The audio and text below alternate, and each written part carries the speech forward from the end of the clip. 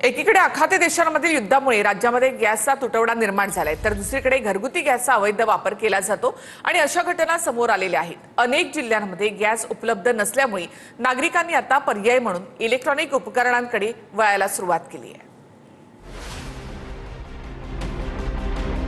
पंढरपुरातील सांगोला नाका इथे अवैध पद्धतीनं घरगुती गॅस सिलेंडर रिक्षात भरून विक्री केली जात होती.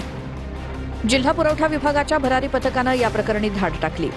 यात घरगुती गॅसचे 8 तर व्यावसायिक गॅसचे 5 सिलेंडर जप्त करण्यात आले. गणेश बोरीकर विरोधात पंढरपूर पोलिसात गुन्हा दाखल करण्यात आलाय. गोंदियात हॉटेलमध्ये घरगुती गॅस सिलेंडरचा वापर केला जात होता.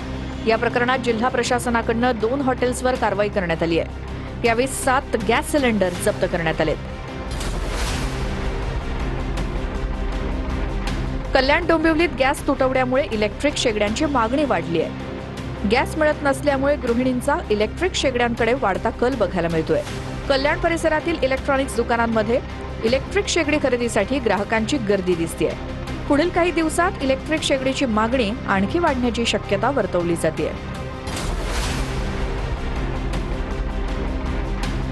छत्रपती संभाजीनगरमध्ये गॅस उपलब्ध नसल्यामुळे नागरिकांनी पर्याय म्हणून इलेक्ट्रॉनिक उपकरणांकडे वळण्यास सुरुवात केली आहे. शहरात इंडक्शन शेगडी, ओव्हन आणि इतर इलेक्ट्रॉनिक स्वयंपाक उपकरणांची मागणी मोठ्या प्रमाणात वाढली आहे. गेल्या 2 दिवसातच 50 ते 60 इंडक्शन शेगड्यांची विक्री झाल्याची माहिती दुकानदारांनी